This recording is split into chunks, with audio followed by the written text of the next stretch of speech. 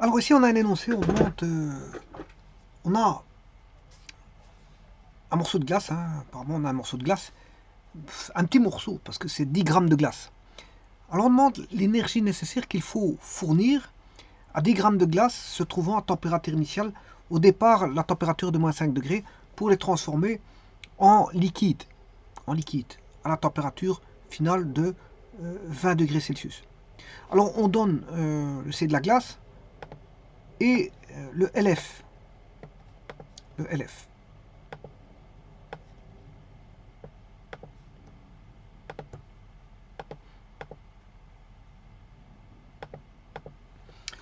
Donc c'est un problème de calorimétrie ici. Un problème de calorimétrie.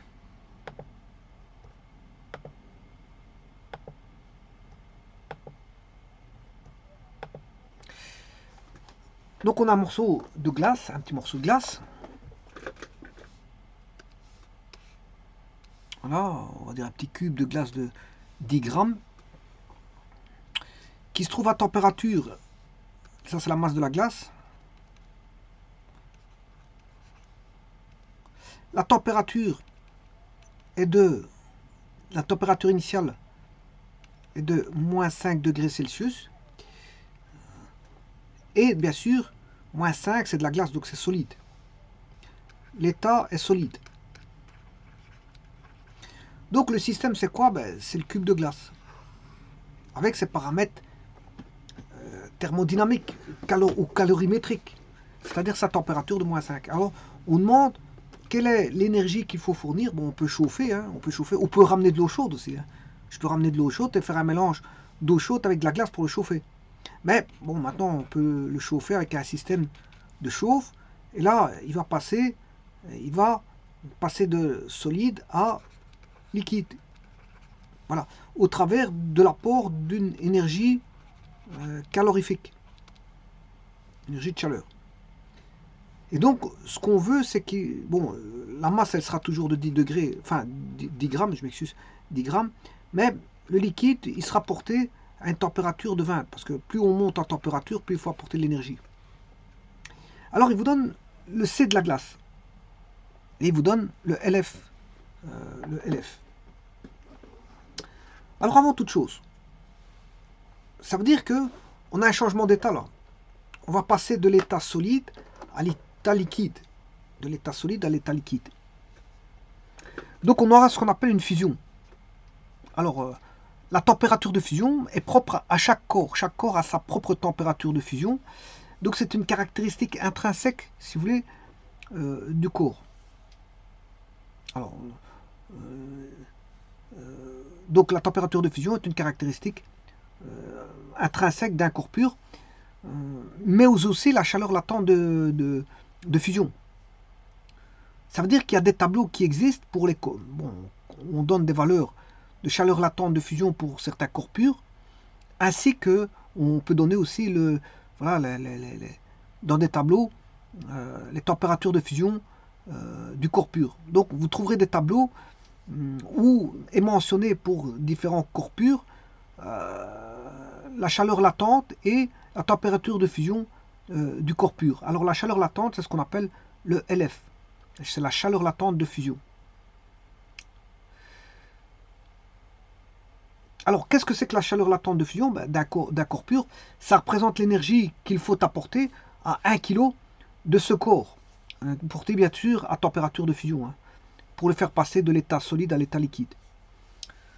Alors normalement, elle devrait s'exprimer en joules par kilo. Mais ici, vous voyez que j'ai des grammes, j'ai des joules par gramme. Hein. J'ai des joules par gramme. Bon, c'est vrai que c'est en joules par kilo. C'est pour 1 kilo. De toute façon, ici, je manipule que des grammes. Parce que j'ai un morceau de glace qui est de 10 grammes. Donc, on ne parle pas en kilos ici, donc plutôt en grammes. Donc, si j'ai des unités données en joules par gramme, voire en joules par gramme par degré Celsius, ben, je veux dire, je peux travailler avec ça. Pour faire mes multiplications directes. Alors, l'état solide, vous savez très bien que l'état solide, c'est un état de la matière pour lequel l'énergie est minimum.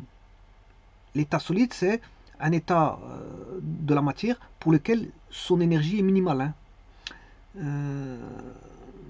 Donc il faut apporter de l'énergie, ce qu'on appelle de la chaleur latente de fusion, pour le faire passer de l'état solide vers l'état liquide.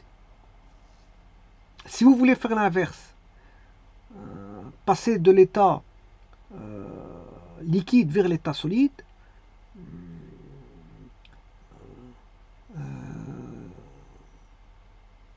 à ce moment-là, le système il restitue de l'énergie à l'extérieur. Hein. Attention. Donc, d'un côté, il faut apporter de l'énergie pour faire passer de solide à liquide, mais d'un autre côté, pour passer de liquide à solide, ben, le système restitue de l'énergie. Donc, vous savez très bien que le C de la glace, c'est 2, la chaleur massique de la glace, c'est 2,09 joules par gramme et par degré Celsius. Que la chaleur latente de fusion de la glace, bien sûr, la température de fusion de la glace à pression atmosphérique est de 0 degrés Celsius, et la chaleur latente de 333,7 joules par gramme. Alors, il y a des tableaux qui donnent d'autres valeurs qui sont proches de ça, mais vous pouvez les prendre aussi, c'est bon aussi. Voilà. Et alors, bon, on va passer de l'état solide à l'état liquide avec un changement d'état. Voilà. Donc, ce qui veut dire qu'on va se retrouver avec un liquide, on va se retrouver avec de l'eau. Donc, il me faut le C de l'eau.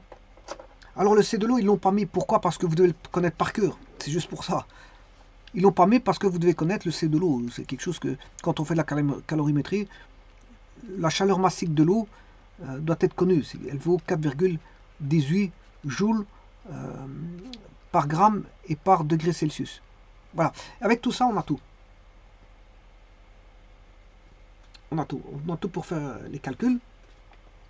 Donc, on va voir ce qu'on appelle des transformations d'état. Le système va subir, qui est la glace ici, une masse de 10 grammes, va subir des changements d'état. Alors, combien de changements d'état? Ben, on va passer de solide à liquide.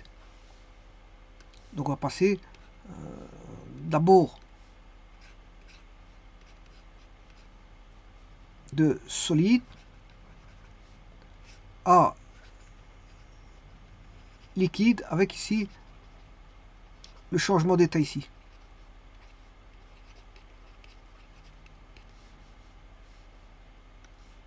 Alors c'est le passage solide-liquide. Donc on va dire on passe du solide à liquide par un changement d'état. Et donc ce qui veut dire qu'on a une masse de glace fois C de glace fois la variation de température, ben, ce sera la chaleur qu'il faudra apporter, que je vais appeler Q1 ou E1, peu importe, l'énergie qu'il faut apporter pour faire passer le solide, qui est la glace ici, de moins 5 à 0. Donc on va faire passer de moins 5 à 0 degré, voilà le morceau de glace. Et donc pour ça, il faut apporter de l'énergie.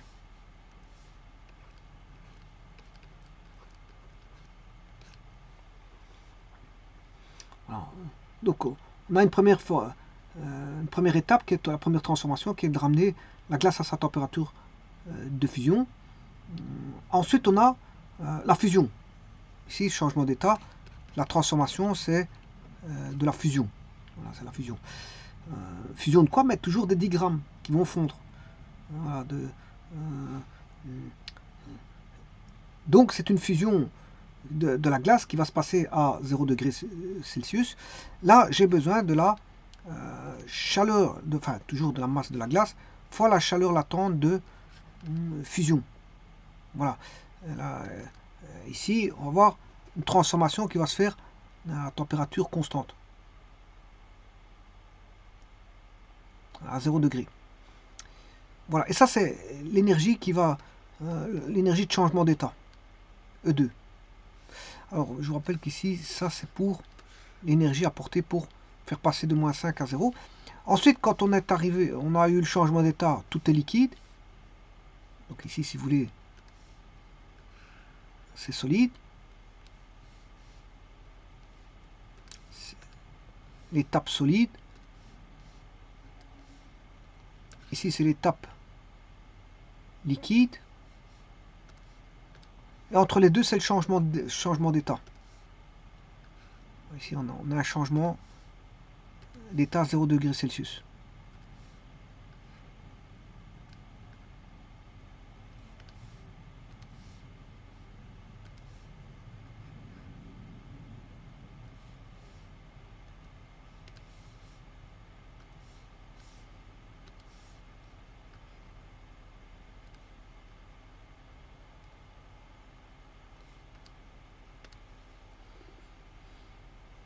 Voilà. Alors le liquide, au niveau liquide, c'est de l'eau.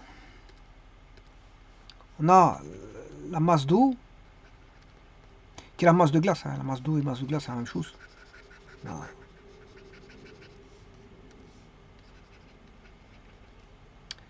Masse d'eau fois le C de l'eau. Bon, la masse d'eau, c'est la masse de glace aussi. C'est la masse de glace devenue en eau. On va dire ça comme ça. Fois la variation de température, parce que on va faire, c'est l'énergie qu'il faut apporter pour passer de 0 à 20. On va faire passer de 0 à 20 degrés Celsius. On va faire passer le liquide de 0 degré à 20 degrés Celsius.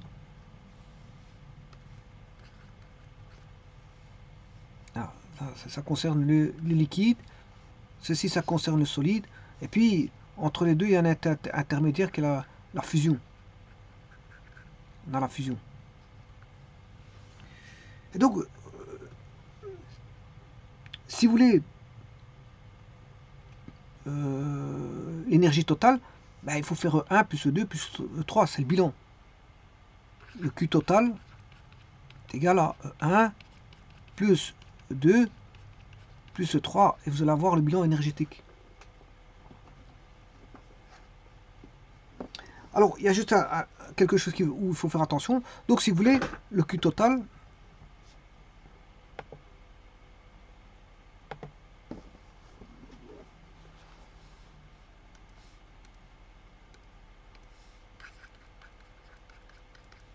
il vaudra E1 plus E2 plus E3, masse de glace fois C de la glace fois la variation de température, pour passer de moins 5 à 0, plus masse de glace fois C, fois, ça c'est en changement en transformation d'état, en fusion, fois chaleur latente de fusion, plus la masse de glace, fois, qui est la masse d'eau. La masse d'eau, c'est devenu, la glace est devenue eau, mais de toute façon c'est la même masse, c'est toujours la même masse de départ, fois le C de l'eau, fois la variation de température pour faire passer de 0 à 20 degrés.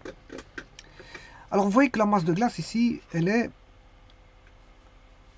sur les trois termes. Je peux le mettre en évidence. Et on aura C de la glace fois delta T plus LF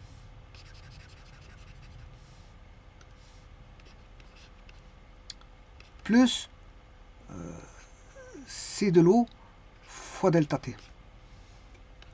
Voilà que vaut le Q total. Le bilan énergétique va donner une somme d'énergie.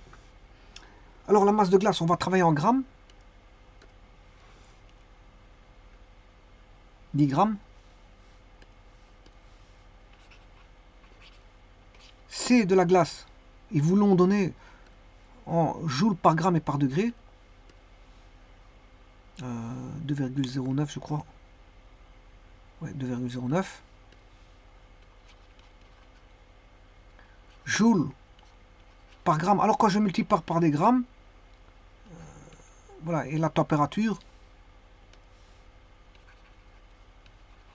on aura une unité énergétique. Hein. Parce que les grammes ici vont tomber et la température elle va varier de moins 5 à 0. De moins 5 à 0.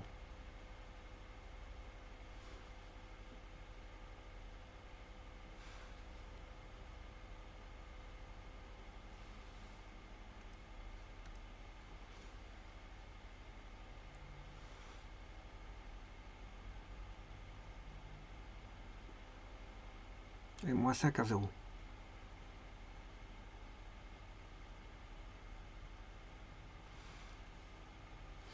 Donc si je fais 0 moins 5, ça fait 5. Donc 5 degrés Celsius. Les degrés vont rester ici, il va rester des joules. Donc c'est bon, c'est bien une unité énergétique. Alors le LF, il fait 333,7 joules par gramme. 333,7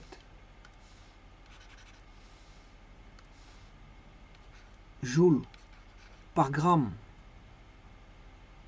Alors si vous faites des grammes sur des grammes, il va rester des joules, donc ça c'est bon. Le C de l'eau, c'est 4,18 joules par gramme par degré Celsius, fois, et la température, il faut monter jusque de 0 jusqu'à 20. Donc 20 moins 0, ça fait 20. Et là aussi, les degrés ils vont tomber ici, les grammes ils vont tomber avec celui-là, et il va rester une unité énergétique. Voilà. Et donc je vais calculer tout ça.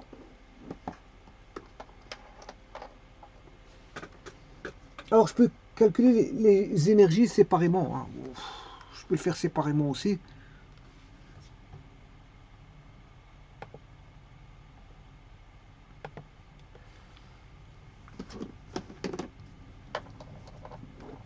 Donc je peux calculer E1 et 2, E3 séparément, et puis faire la somme totale.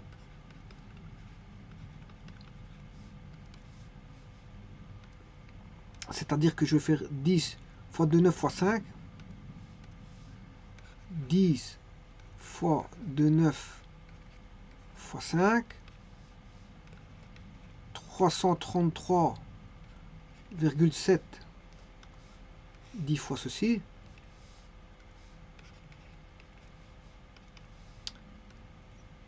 Et 10 fois 4, 18 fois 20.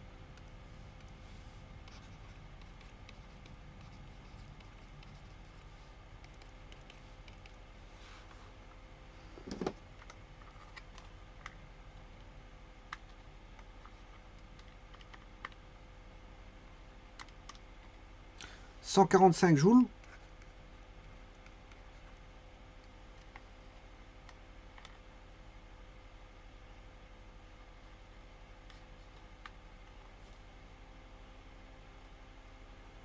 Attention qu'ici, c'est pas 2,9. Je sais pas pourquoi j'ai mis 2,9. C'est 2,09. C'est 2,09. Ça va voir.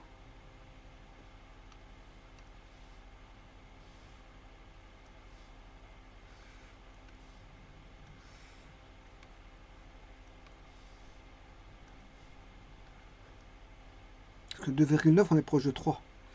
Je vais recommencer mon calcul. 10 fois 2,09 fois 5. 104,5 joules.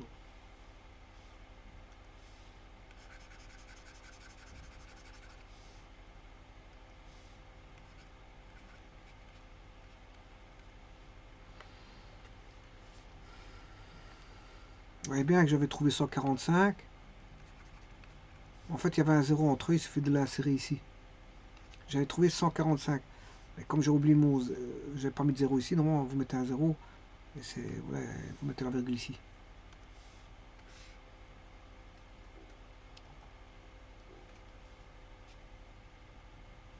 Alors, 10 fois 333,7, c'est la plus grande énergie, elle est là.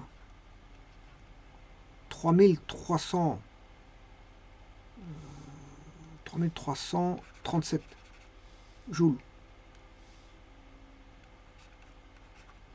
Donc la fusion prend énormément d'énergie.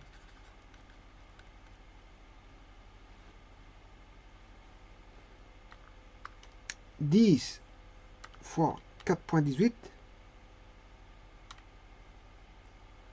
fois 20, 836.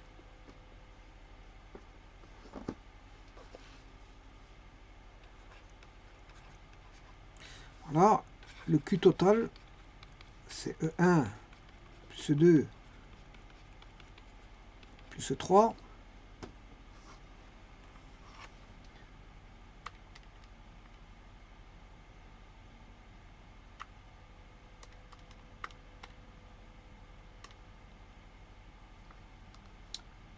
4277,5 joules.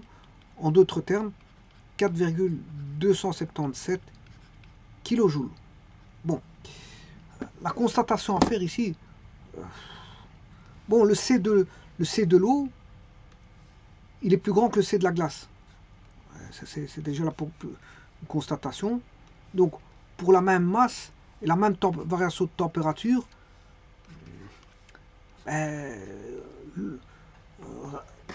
réchauffer de l'eau va prendre plus d'énergie que de réchauffer de la glace. C'est la première constatation. Mais cela n'est dans aucune mesure la chaleur qu'il faut apporter pour le changement d'état. Voilà, on a 3,337 3,337 joules pour faire le changement d'état uniquement.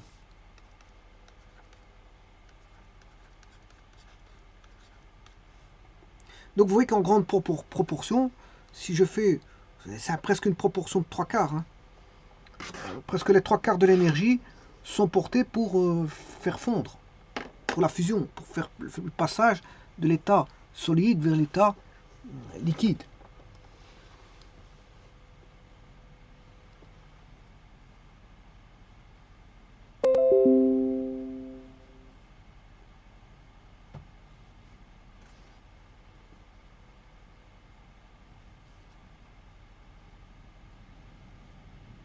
Alors maintenant, s'il y avait un refroidissement de 20 vers 0, ben, le système va restituer la même chose, hein, 836 joules. Ici, on a porté de 0 à 20, mais on a apporté de la chaleur pour élever la température de 0 à 20. On apporte de la chaleur. Maintenant, s'il y a un refroidissement de 20 à 0, ben, pour l'eau, ce sera aussi 830. Le système va restituer 836 joules. Donc lorsque la température va passer de passer de 20 à 0, c'est-à-dire on aura un refroidissement, et le refroidissement va restituer, voilà, de l'énergie.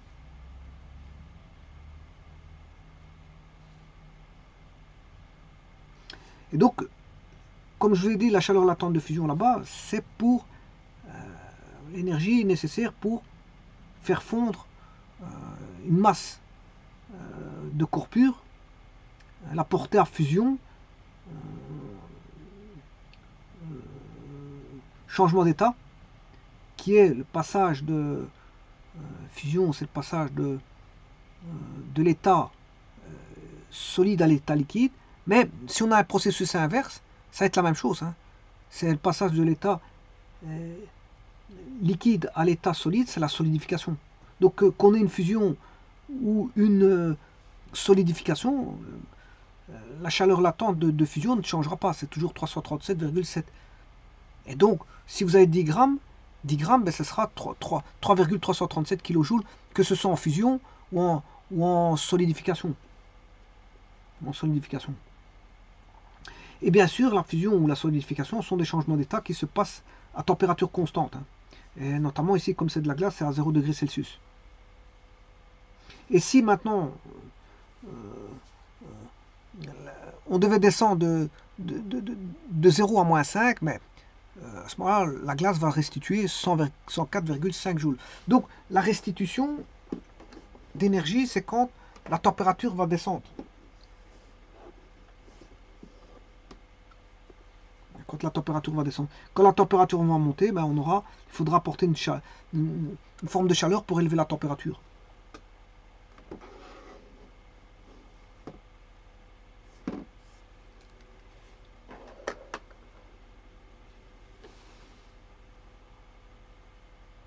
Donc vous voyez bien que on a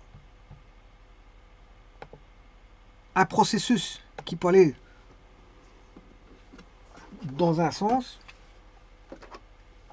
Donc ici, la glace, l'eau.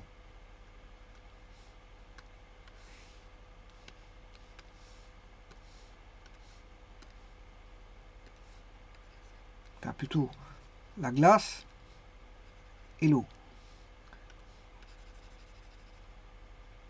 Entre les deux se trouve la fusion qui se passe à température constante de 0 degrés Celsius.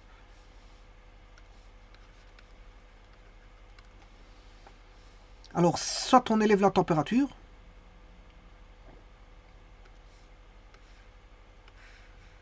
on fait augmenter la température, ou soit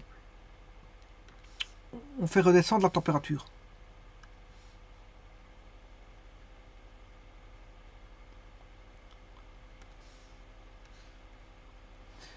Alors, en processus d'élévation de température, il faut fournir, pour passer de moins 5 à 0 degrés Celsius, il faut fournir E1,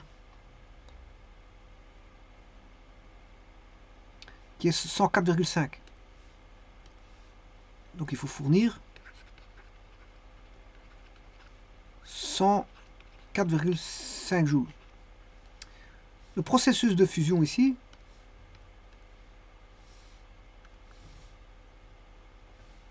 c'est 3000. Il faut fournir 3337 joules.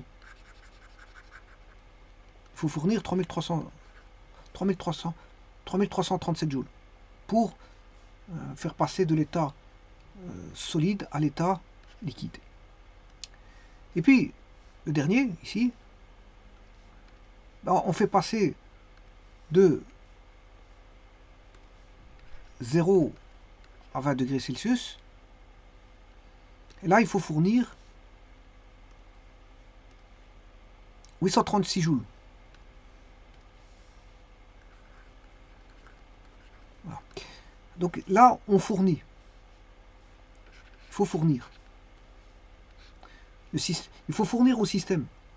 Par contre, dans le sens inverse, si on passe de 20 à 0, le système restitue. Il restitue combien? 836 joules pour celui-là. Là, le changement d'état va restituer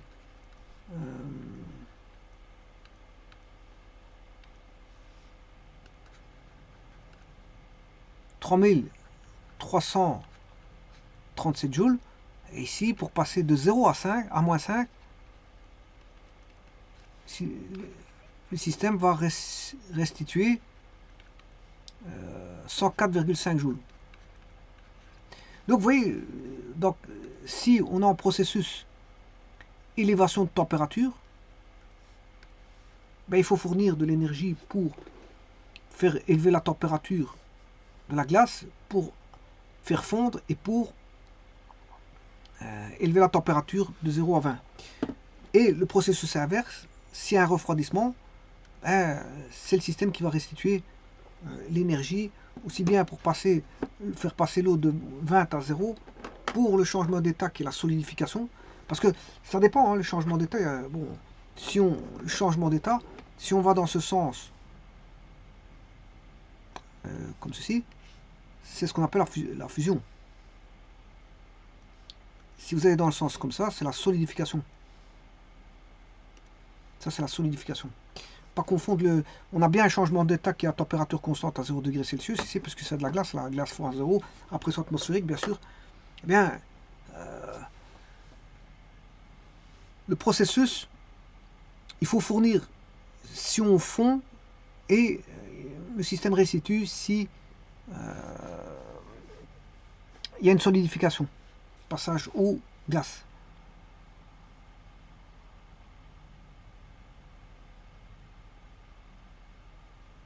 Bon, généralement, les tables que je vous ai dit tout à l'heure, les températures de fusion, voir les chaleurs latentes de fusion, bien sûr, elles sont données en laboratoire sous pression atmosphérique. Donc les tables de cours pur, c'est-à-dire, on va considérer que la pression atmosphérique est à 101 325 pascal, les tables sont fournies, sont écrites avec une pression de laboratoire qui est de 101 325 pascal. Donc il faut être précis à ce niveau-là, au niveau de la pression.